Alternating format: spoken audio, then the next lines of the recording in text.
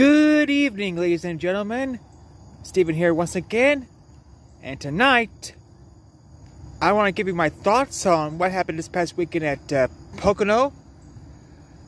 My thoughts on the decision regarding Corey Lajoie, the latest rumors on the broadcast side of things, the tire option for Richmond, and more. And actually, I think that's about it, to be honest, but still, you get the idea. But first things first, I want to give a congratulations to Corey Heim, Cole Custard, who gave Ford the first Xfinity Series win of 2024, and Ryan Blaney, who won his second race of the season, the first being in Iowa. You know, it's kind of interesting that ever since the All-Star race, every other week has been won by a Penske driver, either Pocono, Centric, or Blaney. And it's kind of interesting in that regard, now is it? Speaking of Pocono, though, I thought the racing this past weekend was interesting. It wasn't a good Pocono race, mind you, but it wasn't that bad. Obviously, the Corey Lajoie and Kyle Busch was the big highlight of the season, of the race. Ultimately, though, it was decided not to suspend or fine Lajoie for what happened. And, yeah, I think it should have been, to be honest, the crew chief should have been at least fined for his comment. But I guess, in NASCAR's judgment, they don't like to penalize anybody doing a race unless it's absolutely necessary. And I guess in their mind, it wasn't necessary to fine or suspend Lajoie or his crew chief. But it's all good, I guess. This weekend marks the first time in 3 years that they're returning to the Oval at Indy for the Brickyard 400. Now it's going to be interesting to see how the next gen won there. They did a test there, if I recall correctly, and from what I've heard, drivers seem to like it just fine. So we have to wait and see how the racing goes. But it's kind of fitting, I guess, that I decided to return to the Oval for the 30th anniversary of the Brickyard 400. Which, while the Xfinity Series race, as a reminder, can be shown on USA, the Cup race will be on NBC. And this will also be Rick Allen's final Cup Series broadcast, though he will stick around for the Xfinity Series broadcast for the rest of the year. Speaking of Allen, there is no official word yet regarding the broadcast, play-by-play announcements and whatnot, next year for TNT, Amazon, or CW. But two names recently has sparked interest. Alexander appears to be the frontrunner for the CW side of things, and Marty Smith, at the moment, appears to be the frontrunner for both the Amazon and TNT packages.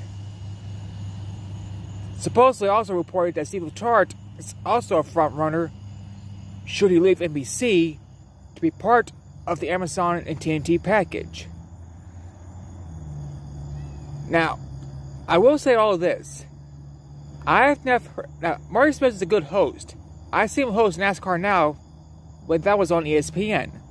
But I'm not seeing him do any play-by-play announcing per se, so I'm not going to speculate on how good or how bad he is in that department. But if he does do the play-by-plays for Amazon and TNT, then I hope for his sake he doesn't blow it. Because this could be his big opportunity if he takes it and pulls it off. As for Adam Alexander to CW, it does make sense since he has been the voice for the series for the past 7 years on the Fox side Fox side of things. So it would make sense to have a familiar voice going forward for that series. And speaking of Xfinity, NASCAR is looking and having 5 sorry about that, folks, but 5 premier partners. And currently, Xfinity is interested in staying on as a premier partner, but also temporarily staying on as sponsorship for the Xfinity series. Geico is also interested in staying as a premier partner as well.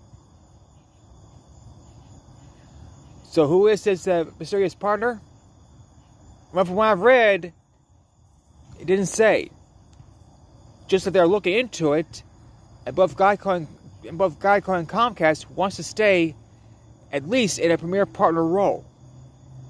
So we have to wait and see what all that's about. And to wrap things up for the night, it has been confirmed that Richmond will have the same all-star tire package, more or less. What I mean by that is this. Teams will have 2 prime tires and 2 option tires for practicing, but they must qualify on the primary tires, and will have 6 primaries and 2 option tires. But they can't mix and match the tires. All 4 has to be the same. Either one set of prime or one set of options for the tires. Can't be a half set of prime and half set of options. And considering the Richmond surface was more old compared to Wilkesboro for the All-Star race, I think it's going to be a fun race to see how everything will turn out, especially if the possibility of rain coming to Richmond. And just to clarify one other thing, in case rain does arrive for Indy, don't expect the rain tires, since obviously the track's 2.5 miles. Even though in theory they could potentially try out the rain tires there at a later date, since it's relatively speaking or mostly flat, or at least one of the flatter tracks they go to. The NASCAR could try the slick tire format down the road at Indy. Not so much right now. But I'm going to take a wild guess and say, don't be surprised if they decide to use the wet weather tires, more or less, in the future at Indy. But of course, it all depends how NASCAR goes at it from here. Sorry about that, folks. Anyway, that's it for now. I'll be back on Thursday to share my thoughts and continue the preview of the Brickyard 400.